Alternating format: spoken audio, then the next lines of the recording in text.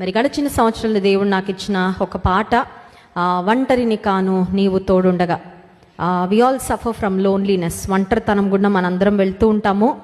ఒంటరితనం అనేది మరి కేవలం అనాథలకే కాదండి, కొన్నిసార్లు చుట్టూ అందరూ ఉంటారు, but still we feel lonely, we feel depressed.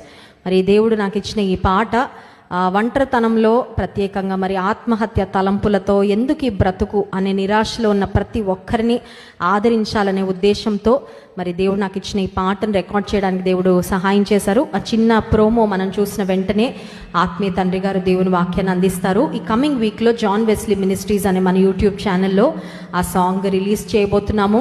ఆ పాట మీరందరూ చూడండి, నేర్చుకోండి. మరి మీ బంధువులకు స్నేహితులకు కూడా షేర్ చేయండి. మీకు ఎప్పుడైనా బాధ కలిగితే ఆ పాట పెట్టుకోండి, ఎందుకంటే దేవుని మాటలు దేవుని ఆత్మ ద్వారా ప్రేరేపించబడి వ్రాయబడిన పాటలు, those songs will minister to us. ఆ పాటలు మనకు పరిచయం చేస్తాయండి. ఆ పాటల ద్వారా మనం ఆదరణ పొందుకుంటాం.